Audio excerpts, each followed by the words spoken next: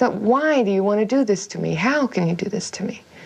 You know, you agonize over it. Welcome to MsMojo, and today we're counting down our picks for the top 10 classic movies that were hell to shoot. Wasn't even any fear. The fear only came when I realized later how close I came to the end. For this list, we'll be looking at classic movie shoots that caused headaches, literal and metaphorical, for all involved. Some were grueling, some were dangerous, and some were just one HR violation after another. Were these movies worth the pain it took to make them? Lodge a formal complaint in the comments. Number 10. The Exorcist. The 1973 supernatural horror classic was plagued by issues, such as mysterious fires and the deaths of several people related to the film's production.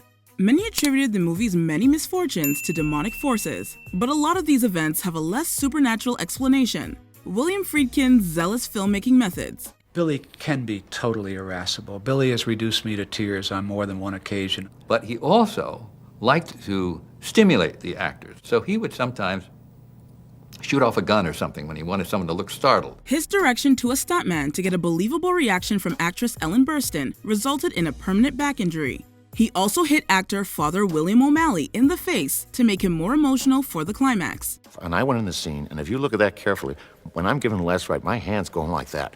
And I wasn't making my hand go like that. That was sheer nerve juice. 12-year-old Linda Blair probably underwent the most. She also suffered a back injury from the harness used in some of her possession scenes and developed a lifelong aversion to the cold due to the refrigerated set. We're all there in our Arctic cold weather Eddie Bauer special, suits, and she's in her nightie. It's the power! Holy water! Was it cold? Yes. Did I like it? Not much. It's probably why I hate cold so much. Number 9. Sorcerer. William Friedkin makes another appearance on this list, this time with an underrated thriller about 4 men transporting a load of unstable dynamite across Colombia. Along the way, they're besieged by thunderstorms, impassable roads, and bandits.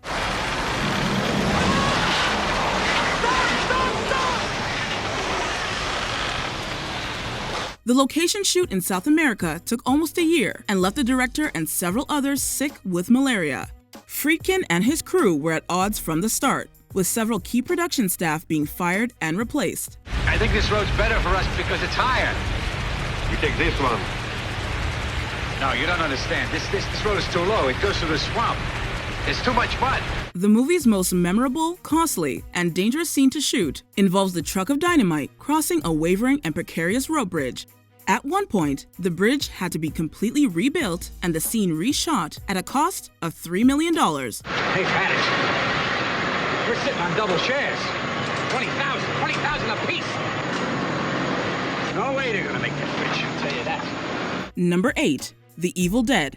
Given that writer-director Sam Raimi and his crew had a minuscule budget, the people behind this cult classic had to do without comforts like heat, plumbing, or adequate medical treatment. Nobody can conceive of actually how this movie got made because we all lived in one house, like 20 of us, on cots, with a guy who couldn't cook cooking meals for us. The cabin featured in the movie was not only the primary shooting location, but it was also where all 13 crew members stayed during the shoot.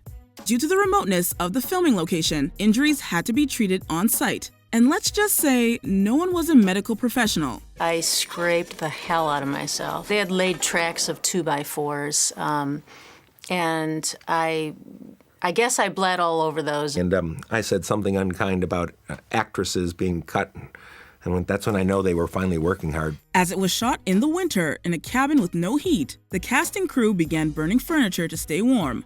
Honestly, making The Evil Dead sounds more like a season of Survivor than a movie shoot. We supported each other and, just made the best of it.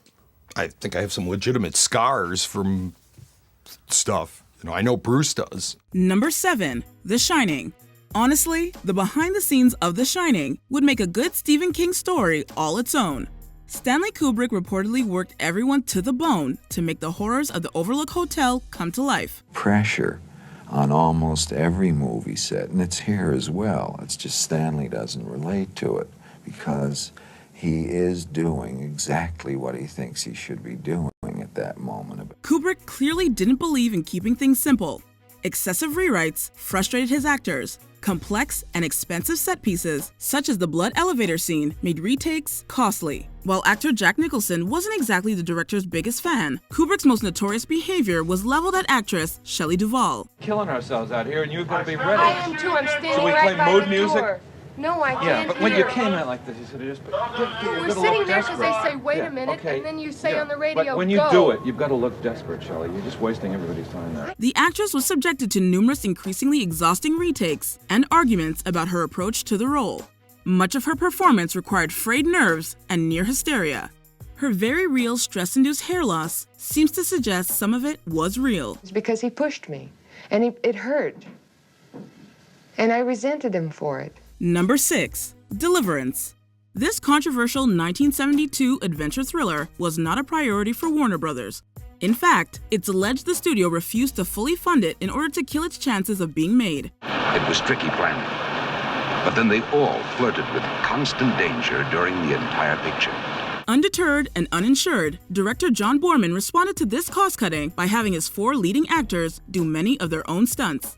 These included potentially dangerous river rafting and cliff scaling. It was a big physical commitment because these actors, in order to get the veracity that was so important to the story, and it was an intensely dangerous situation, they gave that total commitment.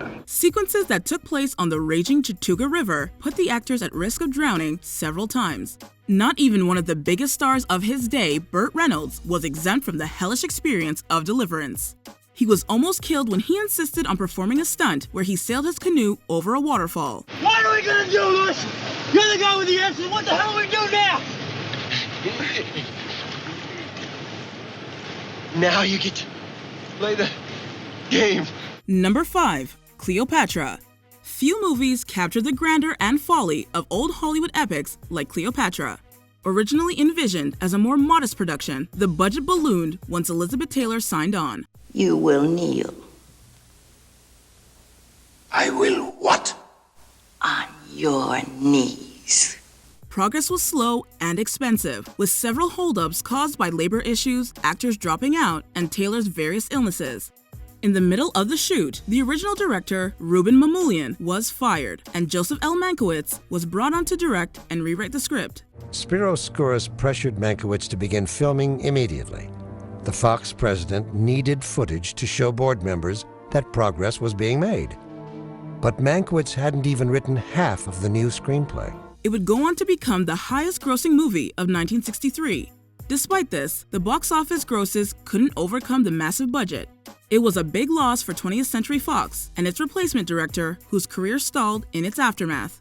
Mighty and alone, the winds of destruction blow down upon thee. Number 4. Hell's Angels. Hollywood producer and impresario Howard Hughes' dogmatic approach to movie making made the 1930 war epic as innovative as it was dangerous. I want you to realize how important this is. The 7th Brigade has been ordered to go over the top in a surprise attack tomorrow evening at dusk. The brigade doesn't know it, but I'm afraid they're going to be slaughtered.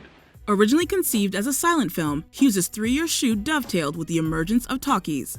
He was forced to replace his leading actress, Greta Nissen, due to her Norwegian accent. But the most taxing part of the production were the dogfights staged for the film. Oh my God! They're on fire! We're burning!